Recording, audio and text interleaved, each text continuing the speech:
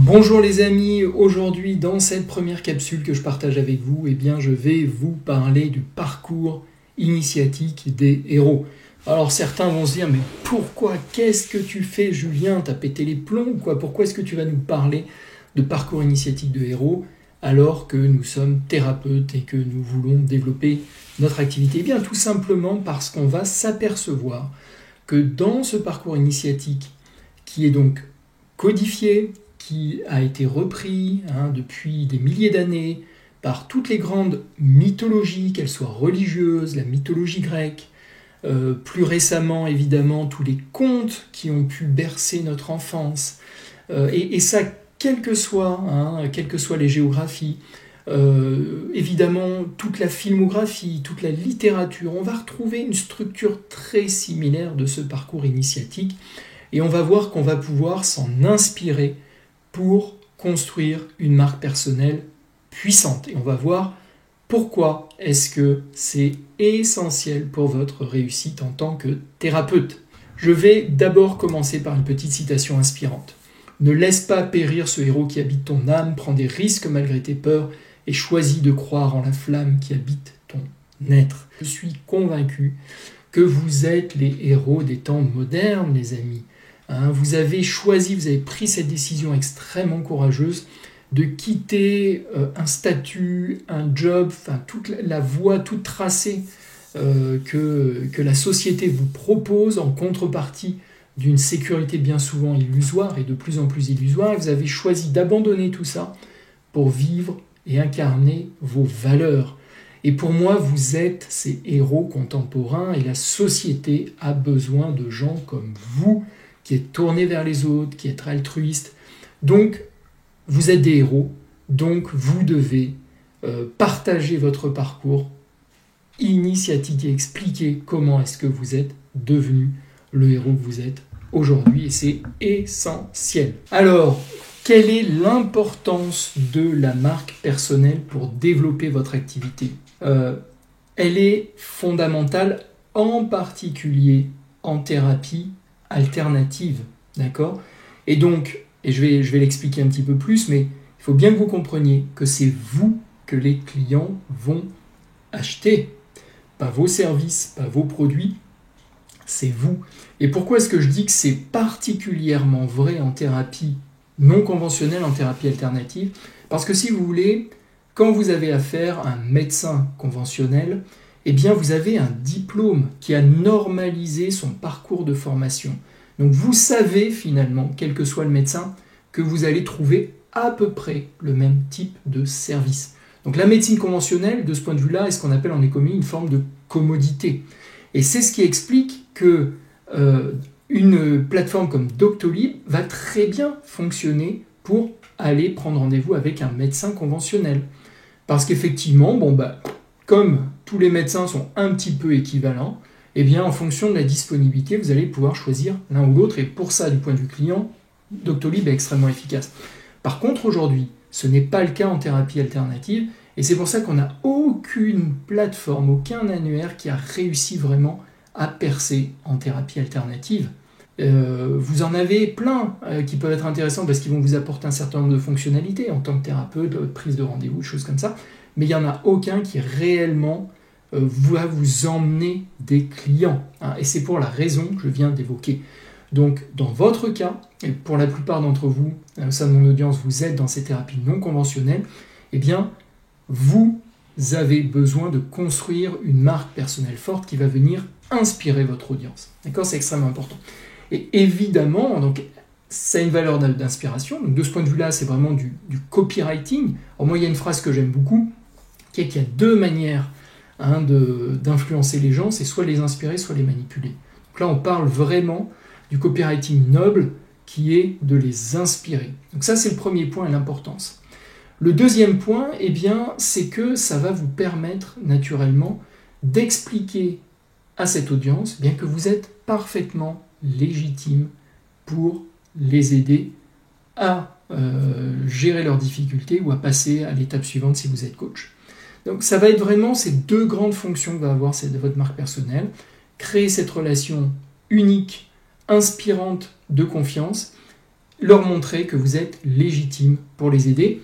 Alors l'idée de base de ce parcours initiatique, ça va être finalement de faire comprendre à votre audience que vous êtes déjà passé par ces difficultés, que vous êtes parvenu à les résoudre et que donc vous pouvez partager avec eux cette expérience pour leur montrer le chemin, leur montrer comment eux aussi vont pouvoir résoudre à leur tour leurs difficultés. Ça, c'est l'idée de base.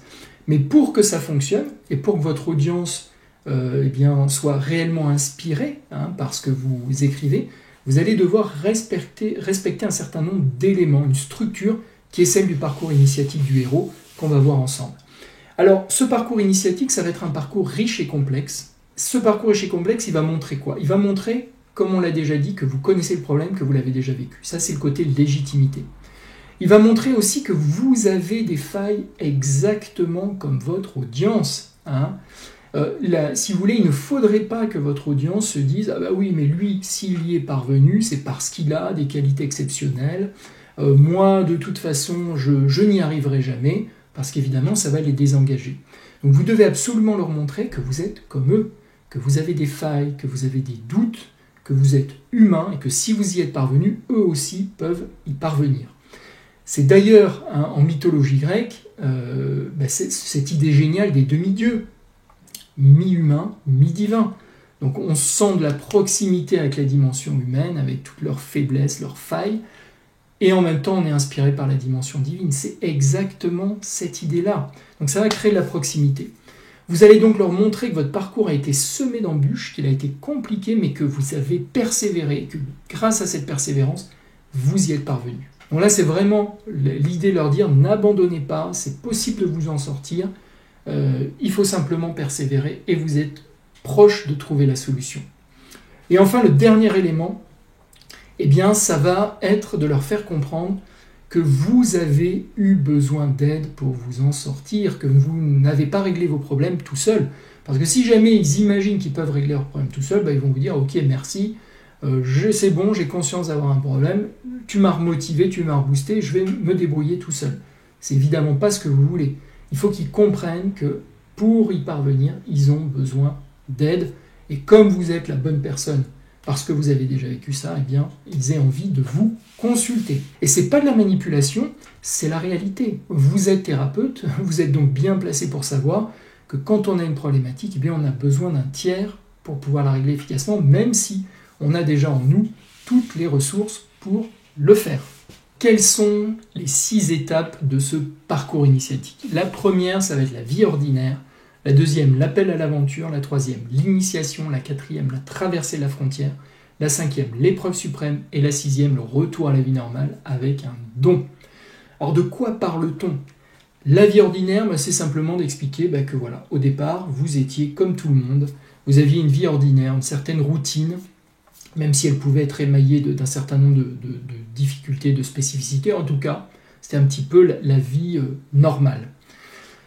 Cette vie normale, elle a été chamboulée par un événement un petit peu extraordinaire. Il s'est passé quelque chose, ça c'est l'étape 2, l'appel à l'aventure. Donc ça peut être par exemple, j'étais employé de bureau, la routine, le stress, les patrons, le truc, et puis un jour, un matin, impossible de me lever de mon lit, le burn-out. D'accord ? Ça c'est l'appel à l'aventure. Et vous savez que c'est un événement suffisamment important pour qu'il ait un impact fort sur votre quotidien. Et pour pouvoir dépasser cet événement, cette difficulté, vous rentrez dans l'étape 3 qui est la phase d'initiation. C'est-à-dire que vous allez essayer plein de choses, tester plein de choses, la médecine conventionnelle, le suivi par un psychothérapeute, un psychiatre, éventuellement des anxiolytiques, qui vont pas bien marcher. Et puis vous allez aussi profiter de rencontres fortuites, de mentors, d'aide extérieure. Un jour, vous tombez sur, par exemple, un sophrologue qui va vraiment vous aider à sortir de ce burn-out et à vous reconstruire après ce burn-out. Donc, cette découverte, elle va avoir un impact sur vous.